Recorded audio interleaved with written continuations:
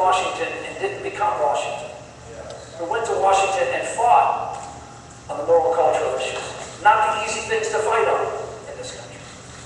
There's no piece of legislation, pro-life legislation, in the entire time I was in the United States Senate that I wasn't the author of. No major piece of legislation that I wasn't the author of or the floor manager of in 12 years. The same thing with pro-family legislation. Nobody, it was me, out there on the floor. There's only been one vote on the federal marriage amendment. One vote in the United States Senate, and I forced it. I got huge opposition within my party. They all voted for it. But they all screamed and hollered, "Why are you making us do this?" Because marriage is important. Family is important. Religious liberty is important. What we teach our children in school about what is good and right is important.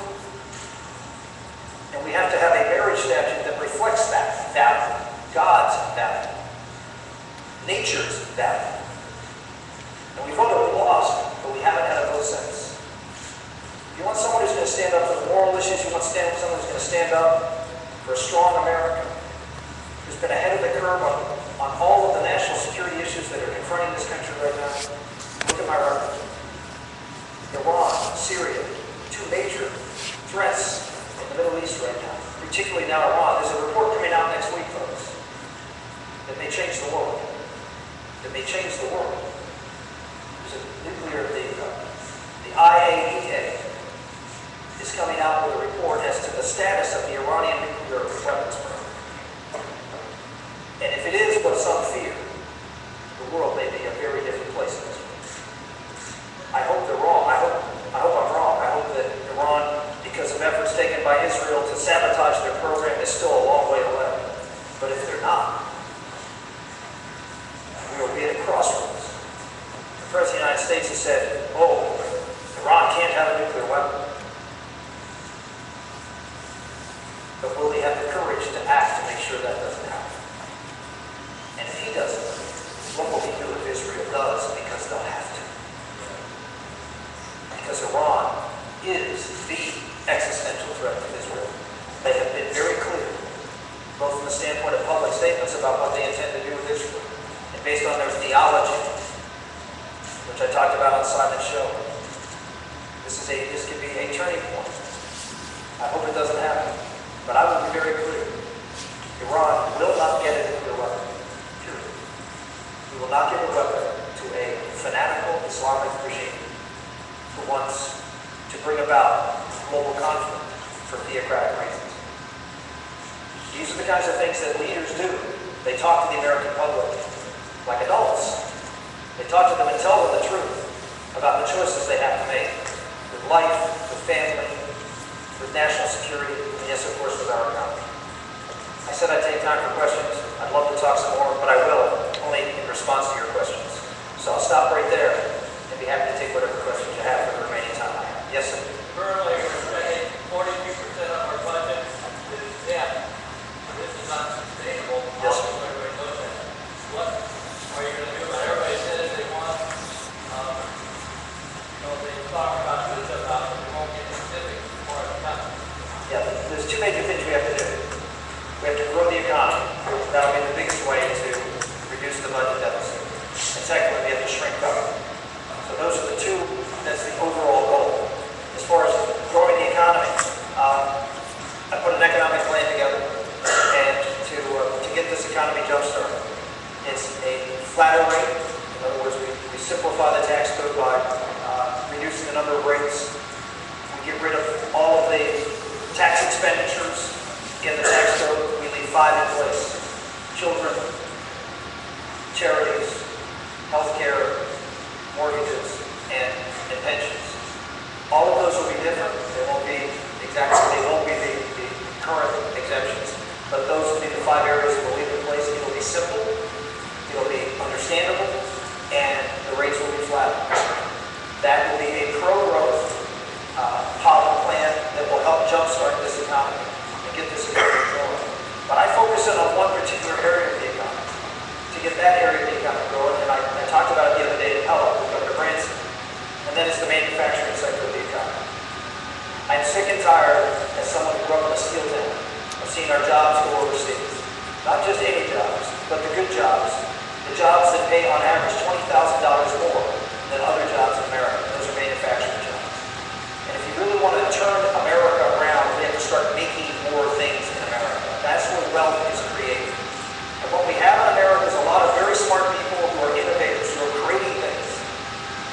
making their creations here as much as we should be. And therefore the wealth doesn't trickle down. I know Republicans don't really like to talk about income inequality and income distribution, but we better start because it's a reality. The bottom line is that now several reports out that income mobility in Europe is greater than it is in America today. In other words, people's ability to rise is now harder in America. And I believe the reason for that is the lack of manufacturing jobs for blue-collar workers. If you look at the unemployment rate among white-collar or college-educated, it's 4 or 5%. It's high double digits, into the double digits for the rest of the workers. So we have to have an economy, we have to focus and create an atmosphere where we don't go to war with China on tariffs and trade war. We go to war by competing against them. If you look at the differential, set aside wages. If you look at the differential between us and the 9 trading partners that we have, major trading partners, we're 20% more expensive. So I put together a plan that wipes out that 20% deficit and then some. And it's a 4-point plan. Number 1, take the corporate tax 35%, zeroed out. If you make things in America, you don't pay taxes, corporate taxes. Second, repeal all regulations that cost businesses over $100 million. One thing a president can do, he can't change the law. He can change regulations. He can repeal it. And he can change it. That takes longer than repealing. But you can vote. And we can send a very clear message to manufacturers all over the world that it's a good place to do business, not just to make things here in America, survive here, but to trade them other places, to create real wealth in our society. 3, the whole repatriation issue. You've got $1.5 trillion sitting around the world from companies, most of which are manufacturers who made things overseas and are not bringing it back because of taxes, 35% tax rate. If you take that money, if the company takes that money, invest it in plant and equipment in America, they pay no taxes on the money. So they'll have capital, they'll have regulatory relief, they'll have profitability potential because of lower taxes. And of course, the final part is energy. So you have to create an energy platform for us to be able to have lower rates. That means eliminate all subsidies. I know Luke Gingrich wants to keep all subsidies to help energy. I think instead of the government funding all the energy, let's just wipe them all out and put them on a legal playing field and let the market work. Open up Manmore. I'll fight. I'm not an oil man from Texas. I'm the grandson of a coal miner from western Pennsylvania. I can go out and talk about opening up oil fields. And I'll do it. And I'll do the same thing with deep water and offshore. We need to do what we're doing in Pennsylvania, which is drilling. Barack Obama made fun of drill, baby, drill. He does it all the time. Well, maybe you should go to Pennsylvania and see what's happening there. 7, 8 years ago, the price of natural gas in this country was $12, and we were importing natural gas from the rest of the world. It's now $3.60, and we're exporting it to the world. Why? Drill, baby, drill. It works. It works. We keep electric prices, and that means more coal. We need electric prices and natural gas prices down. You do those 4 things, we will create an atmosphere for the private sector to grow jobs in America. The other part is the spending side.